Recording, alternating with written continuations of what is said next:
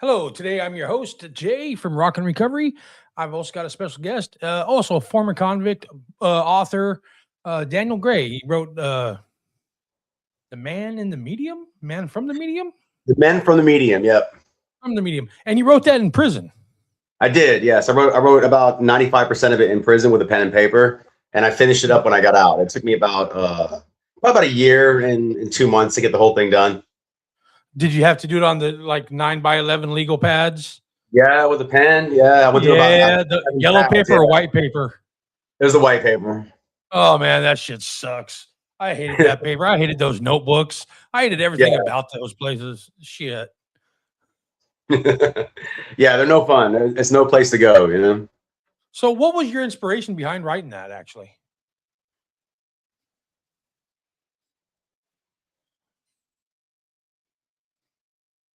technical difficulties. I'm sorry. I think I lost you for a second there. Oh, what was your inspiration behind writing your book? Hello? Sorry, Can you hear I've me? lost you for a second. Oh, Yeah, I got okay. you. All right. So, what was the inspiration behind writing your book? Well, I had a long indictment. I faced 37 and a half years, and I had a 3-year battle with the DOJ, and it was very public. I mean, it was a big news story. All my friends knew about it. And right before we entered a plea, we got to a point where we were comfortable entering a plea. And right before we entered it, I was on social media, and I had just so many friends say, "Hey, you should write a book. You should write a book. You should write a book." And I made a video. I was like, "Fine, guys, I'll write a book. Leave me alone. Like, I don't know how to write a book. I've never written a book in my life." And so once I got to prison, I sat down and I had a lot of downtime. Prison is just an infinite It's amount all of downtime. downtime. Yeah. All you sit around, and I wasn't gonna play. Tennis out there, or whatever that game is they play with the pads, and I wasn't gonna play Pickleball. wall ball. So I Yeah. worked out a little bit, and I picked up a pen and paper and I started writing. And initially, what I was writing was kind of like just like a day to day sort of what's going on in here and what's life like in here. And then I met a guy. He'd done like 20 years, and he'd written like 5 books. And so I asked him to show me one of his books, and he showed me like how he began his book. And so it gave me like, kind of the inspiration to actually write a real book. And so I began with a portion where I signed my plea agreement, and I sort of like, sort of wrote what the cinema of that was like, the sitting in the room and like, opening a bottle of whiskey, and I'm, committing to going to prison at this point. And that's what got me started. Yeah. Wow. So, tell me about your early days of addiction. What got you out of it? How'd you get into it? What were you coping with? Raised up? What was it? So I'm kind of like a test case for somebody who goes to prison. I come from a broken home, and I was raised by a very distant father. And I got into martial arts. I actually was never into drugs when I was young. I got into martial arts in my 20s. I actually at one point was a professional fighter. I lived in Asia for a number of years. I came back to America. I was married. I had a great marriage for a long time, and it just really unraveled. I was really big into MDMA, ecstasy at the time. I was, doing a lot of that, and I was drinking. I mean, I would always drink a little bit, and then I moved to Atlanta, and I made some really foolish decisions. My marriage fell apart. It was completely devastating.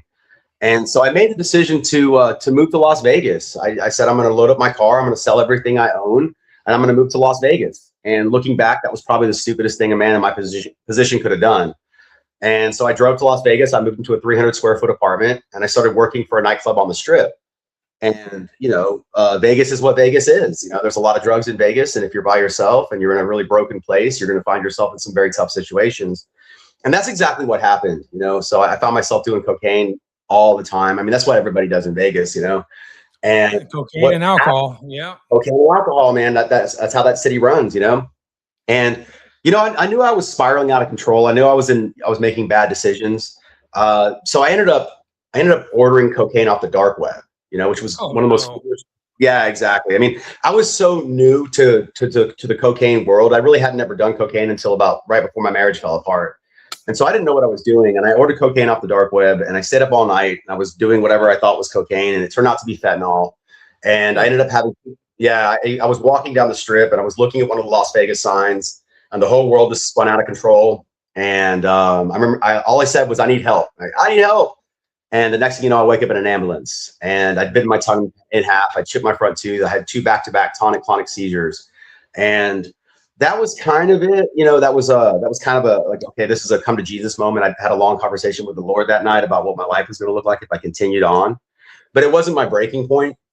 I moved to this was during COVID, so COVID happened. Vegas shut down. I had no work. I moved in with my father. I got kicked out for drinking. I was drinking all the time. I mean, just bottles and bottles of alcohol. So I moved back to Atlanta. I had a job in Atlanta that I could take, and that's when I got involved in January 6th. I went to the Capitol. I got involved in that whole thing, and I go on the run from the FBI, which was just like, how am I on the run from the FBI at this point? Right. And I'm sleeping. I'm homeless at this point. This is how I went from having a really good job, a really nice car, a really good apartment.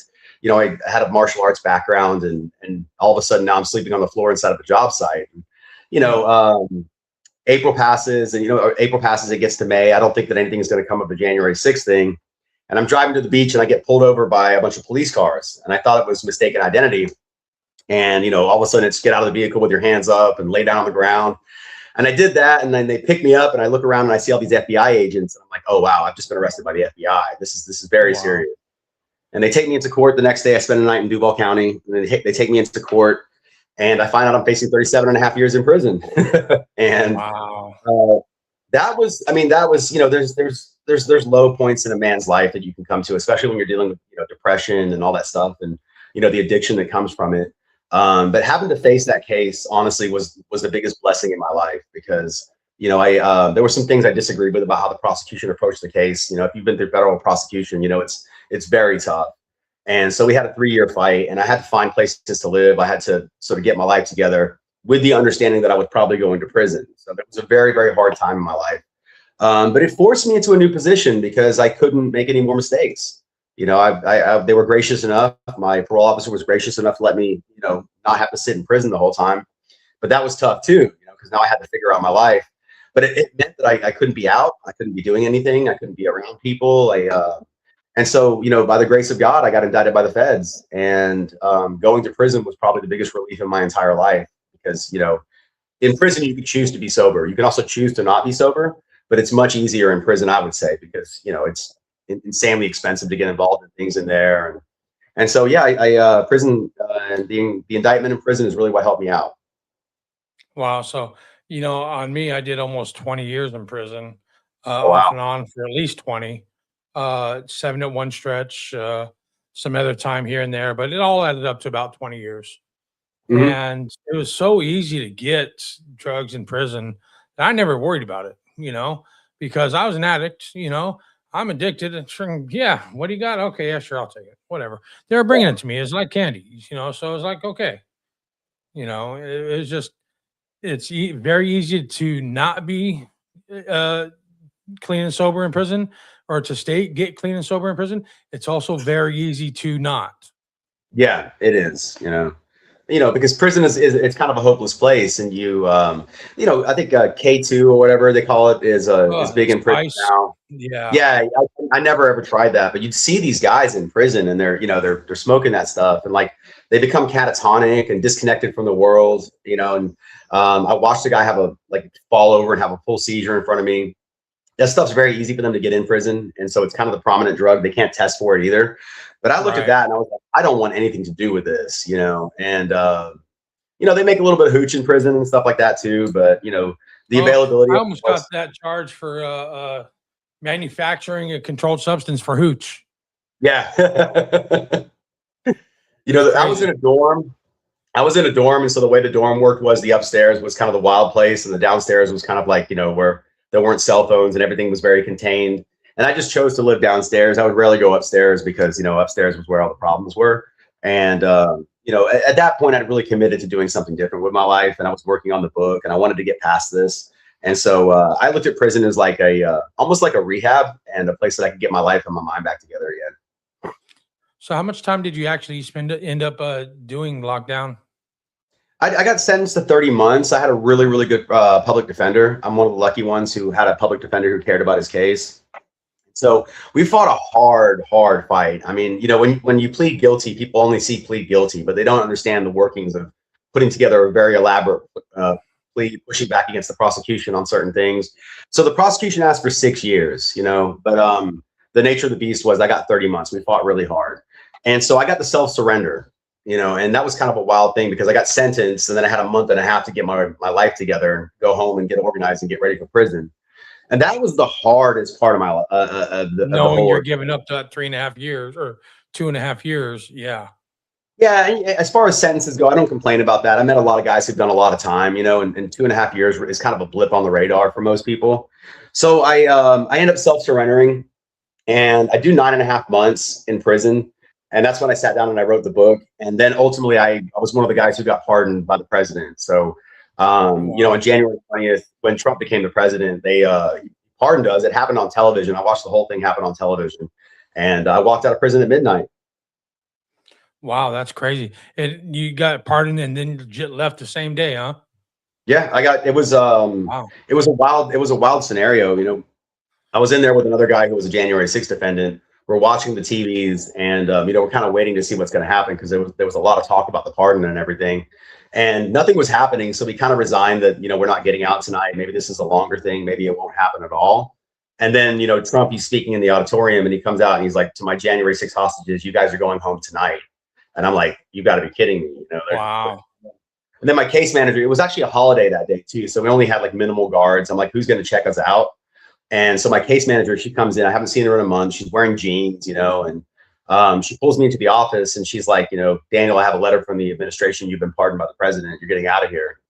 And I'm like, "Oh my goodness, this like, I mean, that doesn't happen, you know?" So yeah. I'm freaking out. I'm like breaking down and stuff. And then they're like, "Well, you're actually not getting pardoned, Daniel. We don't actually know because there's all this there's all this communication issues and everything." So I go upstairs, I check a phone, I see that I read the pardon, I read that I'm included in it, and I have some peace.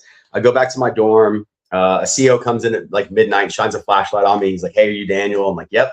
And he's like, "All right, pack your stuff. You're out of here." And so I grabbed my book. I grabbed like, yeah, it's packed. It's ready. Let's go. It's packed. Yeah, you know, yeah. And they take us out to the outtake, and I'm in there for like 45 minutes. These guys are not happy. They've been called in on their day off, so they're very unhappy to sign us out of there.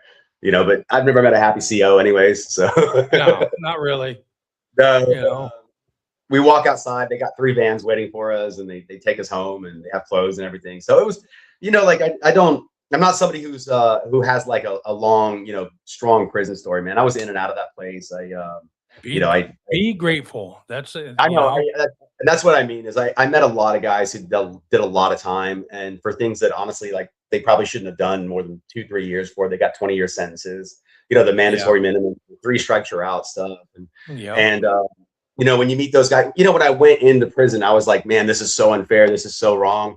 Then I meet a guy who's doing 20 years for a charge that would get 3 years now, you know, and because the law has been changed, but they don't retroactively change it.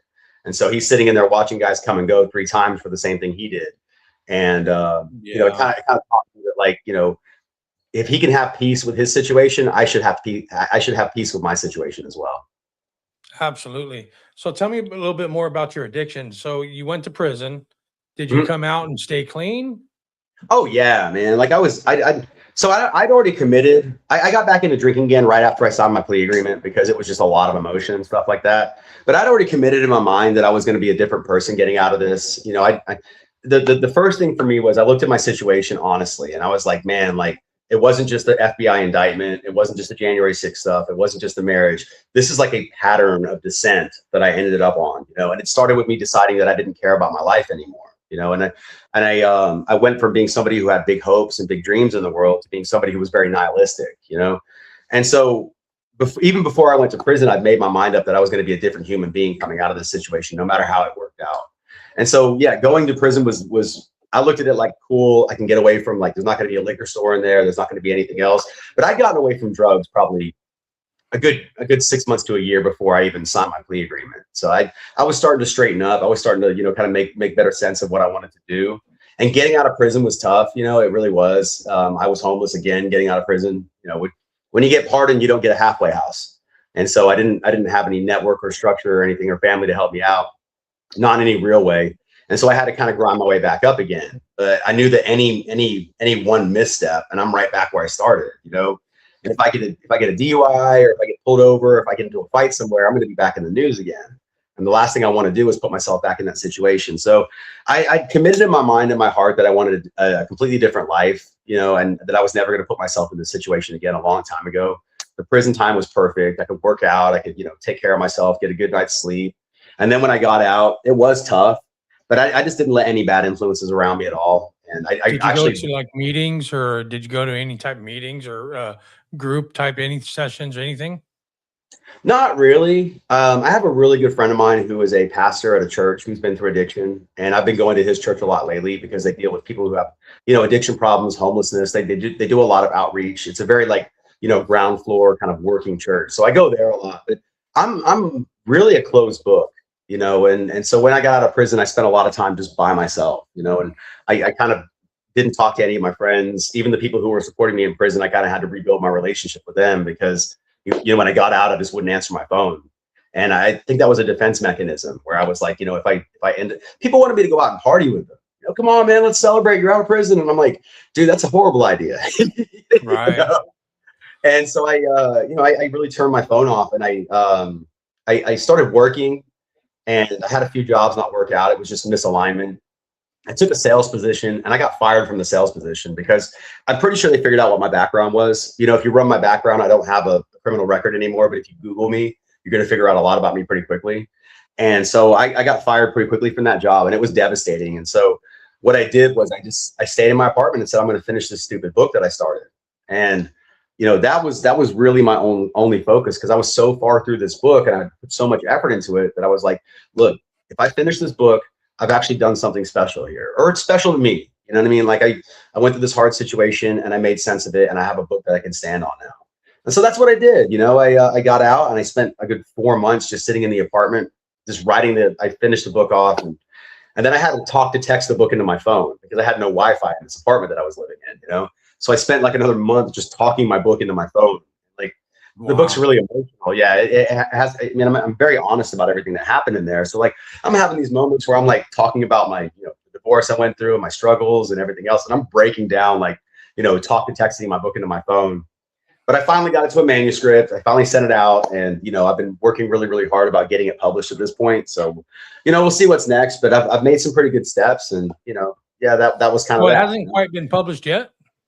No, the thing is, I could publish it right now. Like, I've taken it all the way from pen and paper to a finished manuscript. I've had it copy edited, and I could put it out as a self-published, right?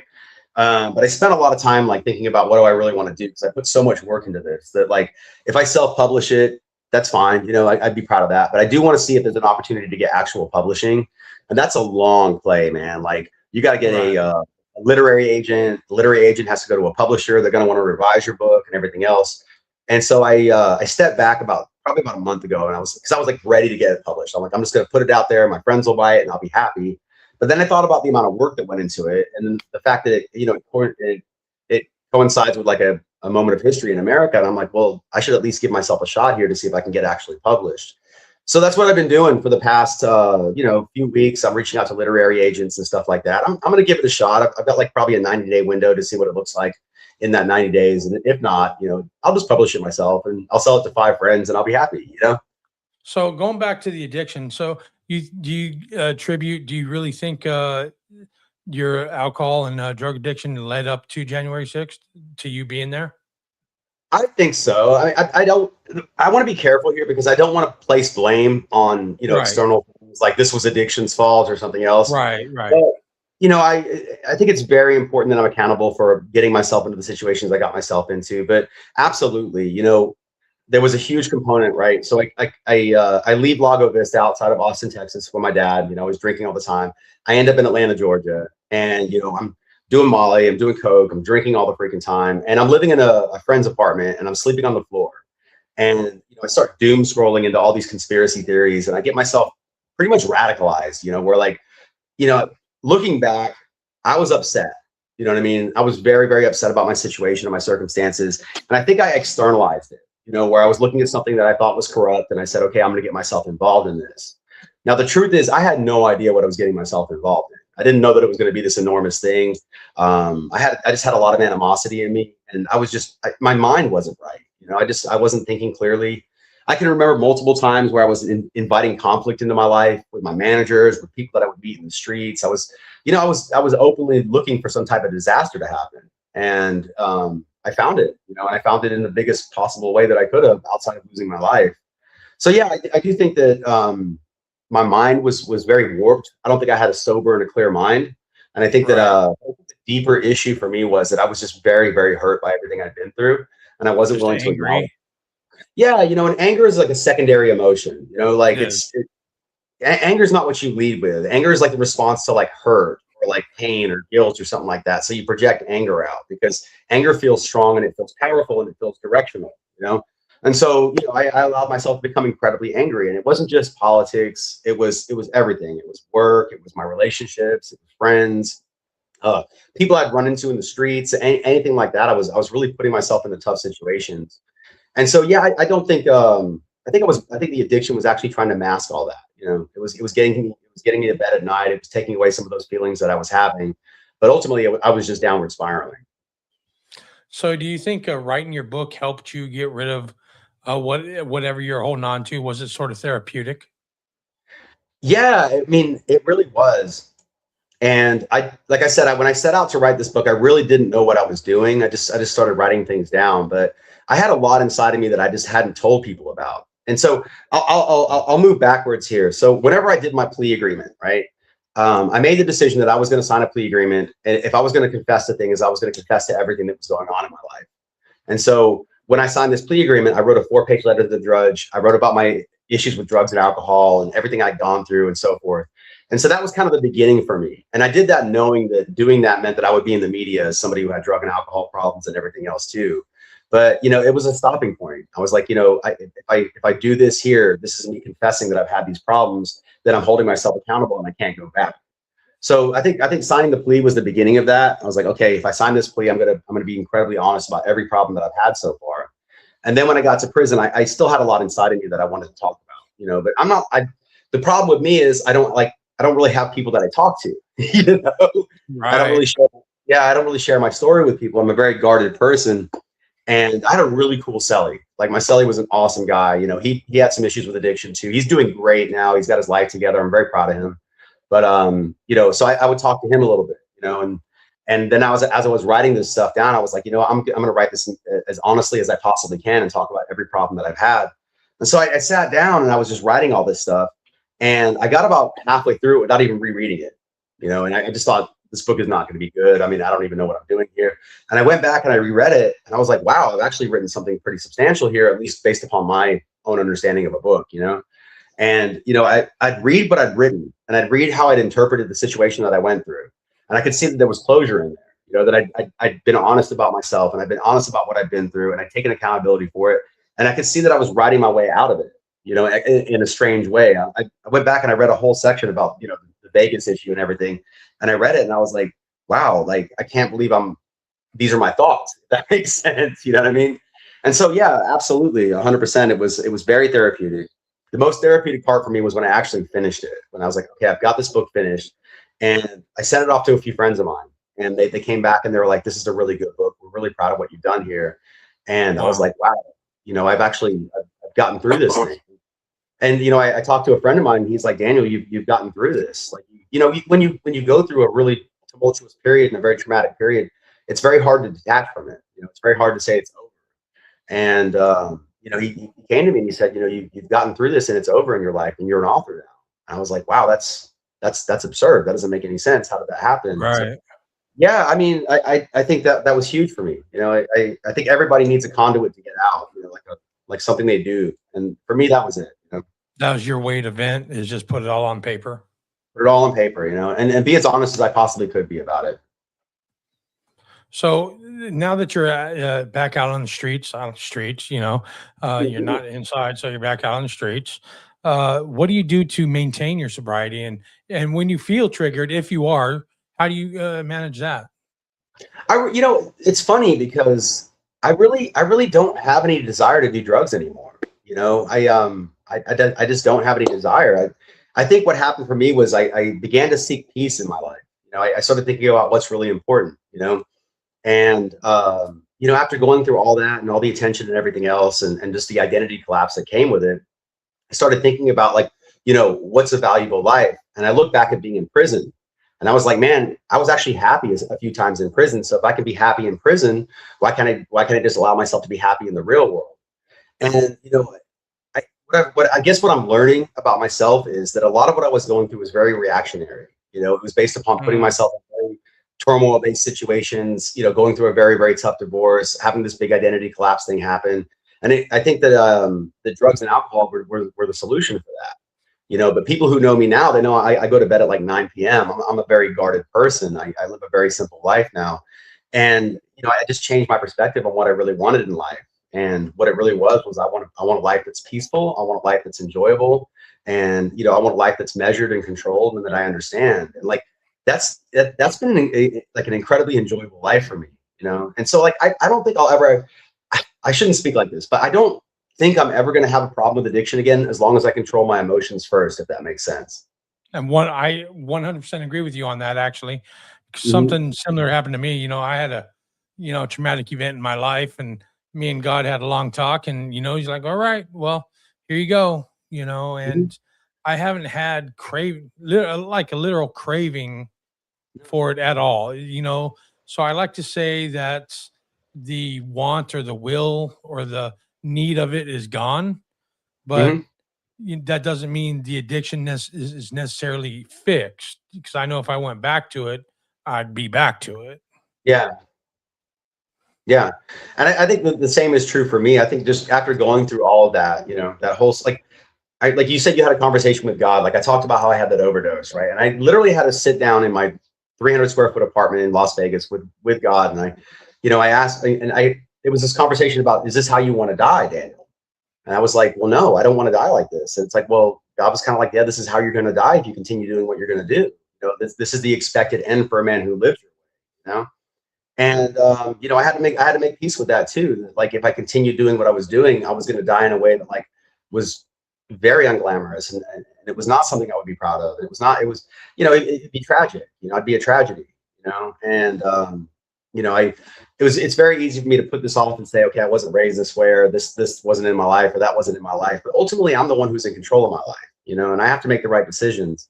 And the federal indictment, everything that I went through, it was too much. It was too much. It was self-caused. It was all my own fault.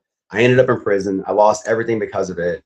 And I can't ever allow myself to go back to something like that ever again.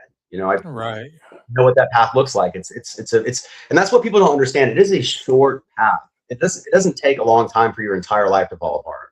You can go from like being very, very successful and a very high performing person to somebody who's facing a lot of time in prison in a matter of weeks. I mean, if you just start making those bad decisions, it happens really, really quickly. It's And so one like after people, another after. It's a cascade effect of terrible yeah, things. yeah, yeah, and it's one after the other, and eventually there's a stopping point. And like people who know me now, it's funny because I was like a very, very like tumultuous. I was always like a very like conflict driven person. Like I'm getting a lot of fights, and I used to have a fight career at one point too. So I think anger was a big thing for me. It was a way of me like sort of masking a lot of hurt that I had in my life. And so I would lean into being angry all the time. And so I built a reputation as being somebody who was a little bit dangerous. And I like that. I was like, oh, I'm a tough guy, but that type of thinking leads to a lot of problems, especially when your life spirals out of control or you lose control of your life. You add in alcohol, you add in drugs, and it's a short trip to prison or something even worse, and that's exactly what happened. And so the funniest thing, people I deal with now who know me, especially people who work with me, they tell me like I'm the most peaceful person they've ever met, and I work in like a customer facing position. It's very high stress, it's a lot of movement. I love what I do. I love the people that I work with and work for, but I don't let, I do my very best not to let anything get to me, because I've seen how bad life can get, right? So I'm not going to stress about the person who's in front of me or the situation I'm dealing with right now. It's going to resolve itself. And I have friends that I see them and I see them kind of get upset or kind of, deal with the problems. And I just kind of laugh and I'm like, man, you should go to prison for a little while. It'll change Right. everything. It really does. It changes your perspective on a lot of things, you know. And on that, how do you live for a purpose now? And do you know what your purpose is? Well, I mean, that's a great question. I maybe I haven't thought about it as much as I should. I think, I think my purpose is to be as useful as I possibly can with the time that I have left, and I've been given this book, and I've got a story it's a story. I mean, is it worth listening to? I don't know, but it's there. And like I said, I wrote this book down, but I don't remember writing a whole lot of it and getting it finished and everything else. I just know that God was there for me the whole time because I never aspired to be an author. I never aspired to have a story like this. I was on a self-destructive downward spiral life. And then all of a sudden, I'm in a position where things they're looking a lot more optimistic now. So, I go to a church where, they deal with people who are in addiction and, homelessness and stuff like that.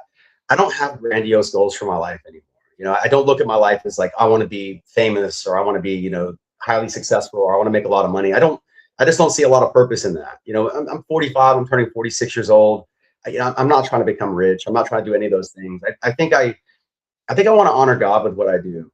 Because I know that I've been given a huge gift, and I know that I went through a really tough moment that really could have wiped me out, but it didn't. And I just know that's the grace of God. So, I hope that people hear my story and they think it's useful, and maybe if I can help one person, or if something that I wrote is helpful to one person, I think that's hugely impactful for me at this point. But a peaceful, purposeful life. I think I just want the last little bit of this life that God has given me to be something that's useful and that honors the Lord. I couldn't agree with that more because I feel the same way. Honestly, I've done so much, and it's not trying to make up for anything that I've done. It's Mhm. trying to just be the person that I should have been from the gate, Yeah. and that's all it is. Is now I try to be the person that I'm supposed to be, not that Mhm. everybody expected me to be or wanted me to be or had expectations of whatever I was supposed to be.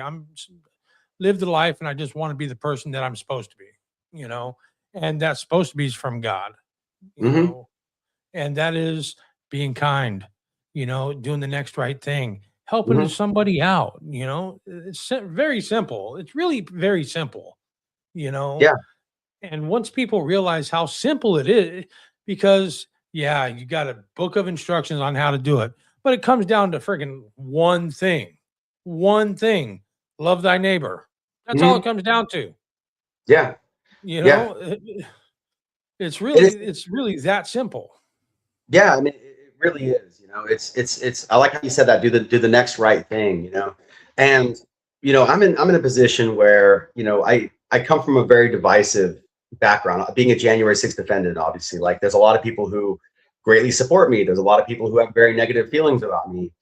And I look at the world now, and this was big for me too, because going through all that, of course, you're going to have certain feelings. You're going to be angry with the government. You're going to be angry with the people who oppose you, and so on, and angry with the media. But what I realized was, there's no point in being angry. Like, what do you gain by being upset about something? It doesn't move anything forward. And so, I could spend the rest of my life complaining about the DOJ and the BOP and the media and so forth, and how this was represented. And I could always try to make cases for myself, but I just decided that like I could just let all that go, and I could just move on from it. And I could just Yep. say, okay, you know what? This is a part of my life that happened. I'm willing to talk about it as honestly as I possibly can, but I'm not getting into anything that's divisive anymore. I'm not arguing for either side. I'm not involved in all this.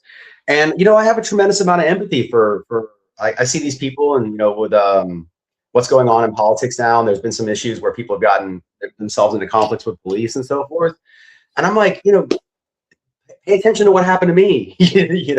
Stay away from these radicalized divisive mindsets. And I say that to both sides. I mean, there's so much more value to life than placing all your hope and trust into politicians and into institutions and media. Like, life is so incredibly simple, and it's beautiful if you turn off the noise, because you can always find something to be upset about. You can always find an enemy. You can always find, there's evil in the world. You can always find it. Yeah.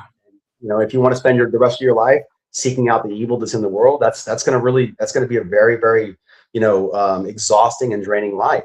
And so I went to the Super Bowl, I went to a friend's Super Bowl party, and I'm talking to my friends, and I got great friends. Some of them are still in the political world. And one of them, he just admits, he goes, man, it's so draining to constantly be paying attention to this stuff. It I said, really yeah. is that draining. You put so much time and effort into, then all of a sudden you're going down rabbit holes, and it's like, come on, I got better things to do sometimes, you know? I, I, I I don't need to know that there's evil in the world. I'm, Yeah. I'm aware of that. I know that there is evil in the world, and I know there's corruption in the world. You know, there's corruption and evil that's been in me before. You know, But there's and just as so much good. that's exactly the point. Is like, you know, you know, if you go to a coffee shop, right, and you sit down and you're chatting around with 5 or 6 people, you don't need to know what they believe. You know, you don't need to know anything more about them than, hey, how's your day and what's going on with this, and hey, Yeah. done and so forth. Because fundamentally, human beings are very simple. We all just want to be acknowledged a little bit. You know, we all just want people to know that we're here and that what we're doing is valid, and that you know, that our struggles are for a purpose and so forth. And you know, that's I guess, you know, going back to your earlier question, that's kind of the direction I've been going. Is you know, if I could talk people into just, you know, taking a walk and not paying so much attention to social media, I would hope that I could do that. You know, and I talk to a lot of people, and, you know, some that I talk to aren't necessarily addicts, you know, and the Mhm. biggest example I can give as an addict is turn off your phone and put it down for 24 hours and see how long you can last. Yeah. And that same feeling of wanting to pick up is the same feeling an addict feels every single time he goes to use, no matter what it No. is, whether it's drink or whatever substance. Yeah. It's like I tell people all the time. That addiction is an addiction in and of itself, and it corrupts your ability to have empathy for other people because you start Yes. dehumanizing people, right? And so, like, let's say, for example, you know, you go down these rabbit holes of, like, you know, what the other side believes, or what this side believes, or what your side believes, and so forth. At some point, that's going to create an enemy in your mind, you know.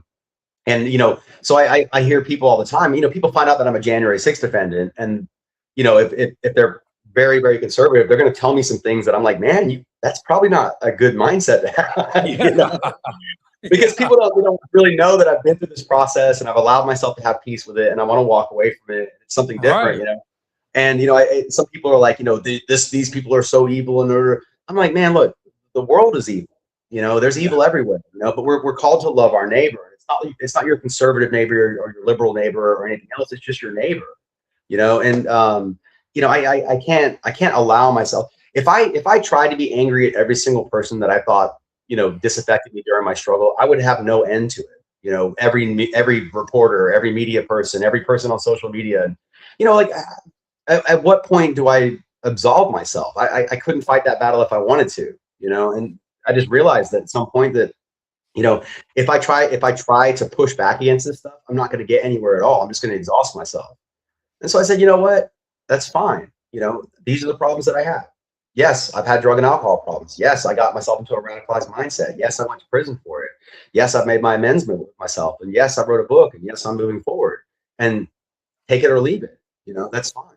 You know, but I have no desire to see anybody suffer, and I have no desire to be angry with anybody, because I just know how useless that is. And you know, sometimes the secondary emotion that we get, that anger, I like to use it as a tool now, because I used to be a very angry person all the time, Mhm. angry, you know, and mad, whatever you want to call it. My secondary emotion turned to anger. And Mhm. hey, that's my greatest character defect. That doesn't happen anymore, you know, because now if I start to feel that way, I know what's causing it, and I can use it as a tool to learn something, you know. And that's Yeah. all it is just that change in thought, that change in perspective on the way you view things, and you'll start to see more lessons than in life than anything else, whether it be good or evil. It doesn't matter Mhm. the type of person you're dealing with. You can always get something positive, even if it's the lesson is like, I don't like this person, and I don't want to be around people like this, you know. Yeah. It's just that simple. Yeah, I mean, it really is. And you touched on something there with this is something I dug into pretty hard, because I really had to examine myself to get to a place where I could make peace with myself. And the idea of anger being a secondary emotion. And this is a big thing for men, right? Because, you know, we're always taught to be very strong, you know, like a man has to be strong. A man can't be in touch with his emotions and so forth. But, you know, if you're somebody who leans towards anger, there's something behind that anger that's driving it, because anger is not a lead emotion. You don't just start angry. Normally you start hurt, or you start because you feel disaffected, or you feel unrecognized, or something like that. And those emotions they're hard to deal with, because they're ones that hurt you. And so what happens is we project outwards and we say, okay, I've been hurt. Now I'm angry about being hurt, because that feels strong. If I'm angry, I Yeah. feel, ooh, I'm in charge now, you know, I'm and you're not going fucking to do this to pissed. me. Yeah, exactly. You know, the way that I was raised in a house that had a lot of hitting and yelling and slamming and doors and all that stuff. So I kind of learned to be like, that's how you project yourself is, you take control of a situation by showing people they can mess with you. Now, look at me, I'm angry. Everybody, the whole room gets quiet. Now I'm in charge. It feels great, but it also leads to destruction, and it's a terrible way for anybody to carry themselves. And the strongest thing a person can do is step back from that anger and say, hold on a second, what's actually happening here? Right. What am I actually dealing with here? Is it a feeling of betrayal? Is it a feeling of not being recognized? Do I feel like I'm being marginalized? Do I feel like, is my ego being hurt here? Am I sad? And so like, that was huge for me, it was the ability to step back and say, first off, anger is not serving me anymore. It's actually a detriment to me, and the Bible talks about there is righteous anger. There are things we can be upset about, but it says to be angry and sin not, and to not let the sun go down on your wrath. So like there has to be a place where it ends. I can't, if I go to bed angry and I wake up angry, I'm doing something that's not in the Bible. You know what I mean? And so and it's they don't really teach us this, because they teach us to be strong, and they teach us to stand up for ourselves and to assert yourself, and that's what a man does. And I think there are times and places for that. I think that there is a need to be strong. Sometimes there is a need to make your, sort of assert yourself in a correct way, but it's no way to live. And that doesn't mean go be a pushover. That just means be assertive. You have every right to be assertive. And I agree with you. Men need more of an outlet to speak and let their feelings be known unjudgmentally than most anybody in this world. The half of the population is hiding the way they feel 100%. and what's going on. And, that's why the suicide rates up in men are so high. That's why there's so much men's violence right now. That's why there's so much men's disconnecting. I could go on and on that topic, and that's why there's so much drug use and alcohol use in men. Yeah. It's devastating if you look at the numbers, especially men past their 40s, just because of the nature of, you have this. This is what I went through too, right? And it goes back to your earlier question about like, what does my future life look like? And so, you have this life, right? And you say, if I set out and I do the right things, if I get a job and if I work in a direction, if I get married, I'm going to build a life and build assets for myself and get to a place where like, I've climbed the mountain. And modern life is just not like that. I mean, it's a different world that we're living in. It's just a very confusing world for a man. And, divorce rates are what they are. Careers change really quickly. And you can find yourself, 40, 45, 50 years old going, what's my purpose anymore? Because it all just seems to fall away. And this is a very common thing. And it's exactly what I went through, because I had the whole martial arts thing. I'm running successful businesses now. I had a BMW at one point. I thought it was so cool, and had a really nice apartment. And then I went from that to losing everything, and then I lost everything and I'm in my 40s now, so what does life look like for a man who's in his 40s, who's gone through a federal indictment, who's had, all this negative media attention about him? How do I move forward with that? And the first thing was I had to accept the fact that I have value apart from those things. Like my value is it's in the Lord. It has nothing to do with what my career is or how I identify myself. And that's actually true strength. When you get to this place where you're like, what? It doesn't matter what falls apart around my life. I have value and I have a purpose in life. I was given this one gift where, I get to wake up every day and I get to go out. And if I want a cup of coffee, it's there for me. I get to have some food. I can make some friends. If I get the chance to make a difference in somebody's life, I'm going to do it because that's what I'm supposed to do. And that's it. And, I thought it was more complicated than that. Like I really thought life was so much more complicated than it actually is. And that's why I'm so grateful to God for taking me through this journey that I went through and stripping everything away from me and forcing me to look myself in the mirror and say, like, who are you really? And, I'm not a career. I'm not a car. I'm not a place to live. I'm Daniel Gray, who was created in the image of God.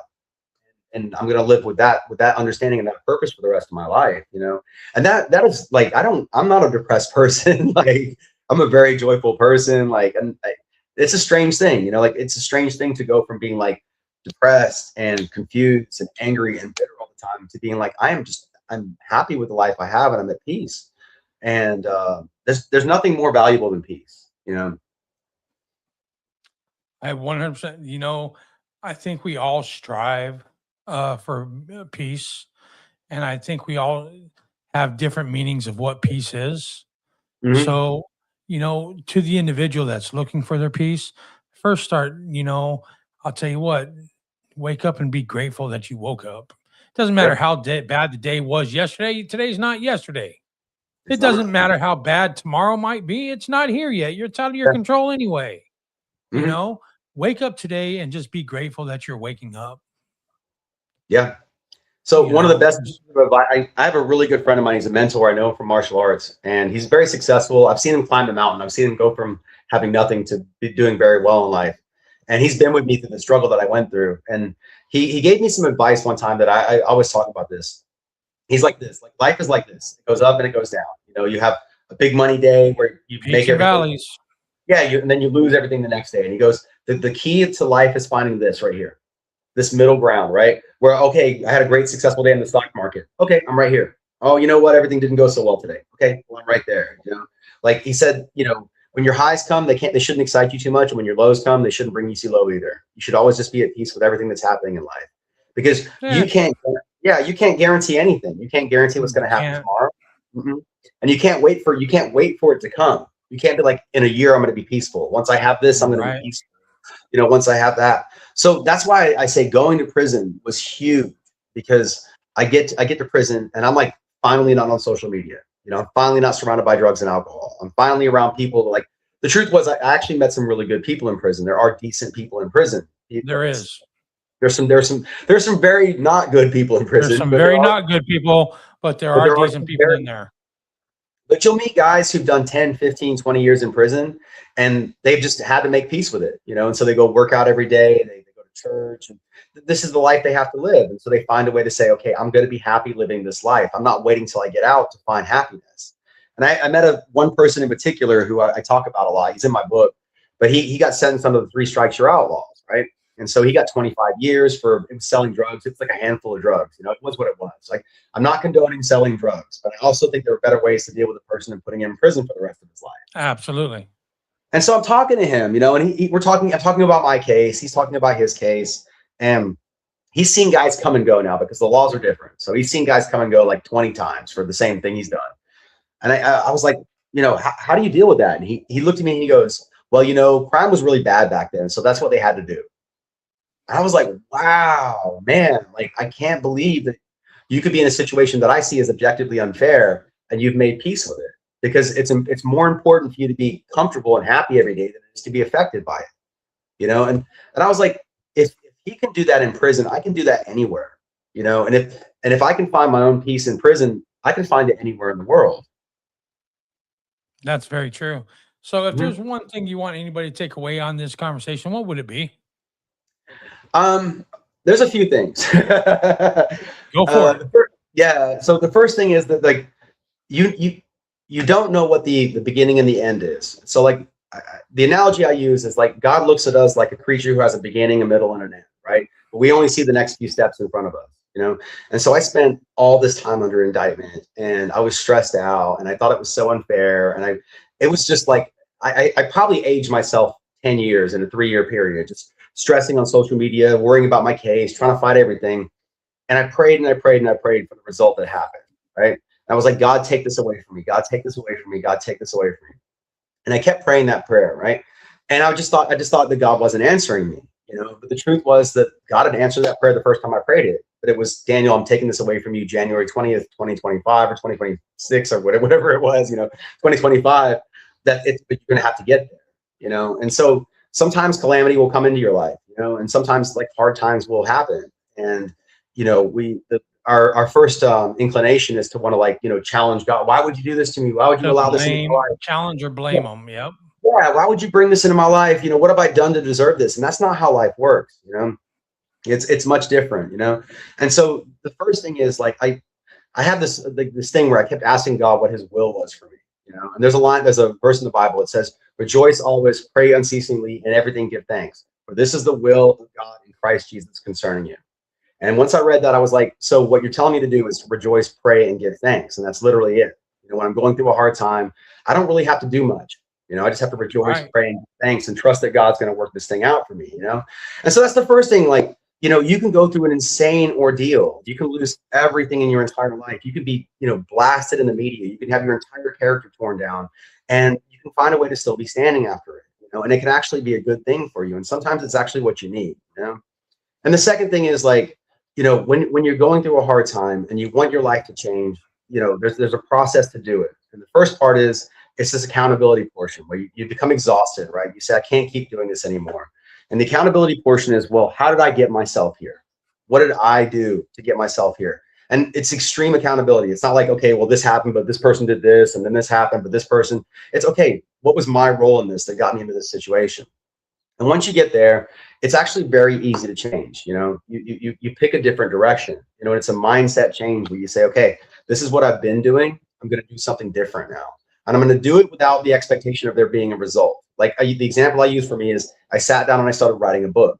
You know, when I was in prison and I sat down and I started writing a book, did you think I'd be on a podcast with you talking about my book? You know, after getting there's no way I could have known that this would have happened in my life. You know, and I'm not in some great place. I live in a decent apartment. I'm in an okay area. Like I got enough money to get through the month. Everything's cool. You know, I'm not claiming that I'm in some great grandiose place, but I'm like literally only down the road a couple hours away from you. So.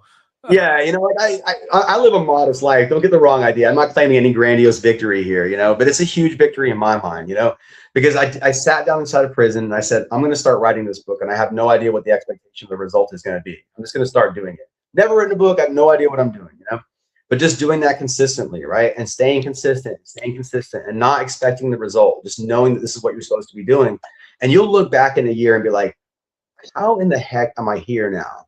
You know, it really is just that simple. It's the exhaustion, the accountability portion, the mindset change, and then committing to a different path and staying consistent with that path, and you will surprise yourself, you know.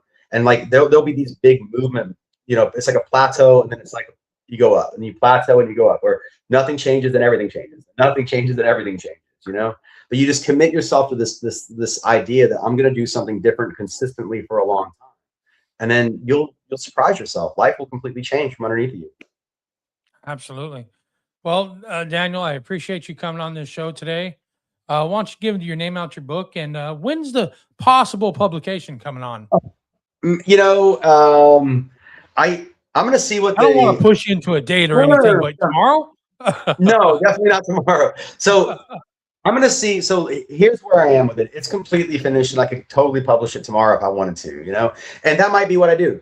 But I do owe it to myself. I put this much work in it. So I owe it to myself to see if there's any way I can get a publishing deal, because could you imagine me getting a publishing deal after everything I've been through? Wouldn't that be absurd, right? But even self-publishing is like a huge victory. So, you know, I looked at the mountain and I was like, man, I took this thing all the way to a query letter, all the way to like it's finished and I can present it to somebody now by myself with the grace of God. It wasn't just me.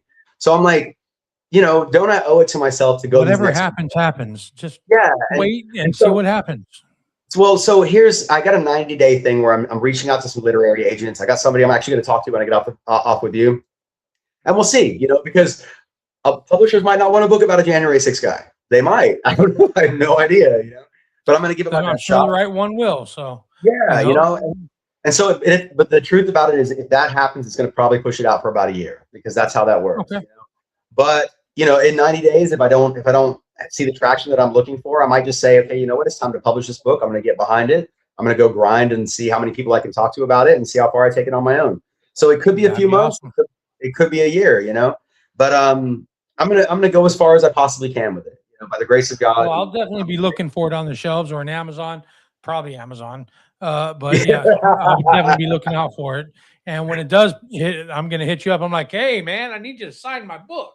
And like, think about that. Like we talked about, like what an amazing thing, you know, how far, like how much life can change. You know, like I couldn't have imagined sitting on a podcast with you talking about coming through all these things with the finished work that I have now. It just doesn't make any sense to me. You know, I just don't believe I'm even here. I'm living a life that I never imagined possible myself. I'm like, I never had this in any type of my visions for the future ever. Yeah. You know, so your vision for the future ain't God's vision. Just know that. If you're listening out there and you got a vision and plans for the future, well, just know they might not line up with somebody else's plans. Yeah, and one of my favorite quotes is a man plans and God laughs. You know, yeah, absolutely, it's so true, so true. And you know, the more you just allow yourself to be okay with that, you know. And I think that I could talk about this all day, but I think my biggest issue was I was trying to tell God what I wanted for life, you know, and then God was like, okay, well, Yeah, none of this lines up with a good life. None of this lines up with a true life. I think I was very vain in the way I pursued life before, and I think I wanted the world to see me. I'm, this, that, and the other, and then God took it all away. And by the grace of God, He took it all away from me and put me into a completely different position. And now it's funny because there's so much accountability built into what I do that I have to continue on with a peaceful, like accountable life, or it undermines all the work that I'm doing. So Absolutely. it's just a funny grace of God. And God's like, all right, Daniel, I have a better life for you, but this life it means you have to stay doing the things you're supposed to be doing. I'm like, And I all think right, that's man. great. I think that's freaking absolutely amazing. Well, time here has been short, but it's been fun. I enjoyed talking to you. Really do appreciate you coming on the show. Anytime you want to come on, like when you do drop your book, hit me up. I'll get you back on here. It's Cool. great been talking to you, and I hope you have a good rest of the day. Awesome. Thank you very much. I appreciate your time, brother. Thank you. Take care. And we're gonna get out of here. I just want you to know that I'm proud of you. Keep rocking your recovery. And that's out. I'm out for the day.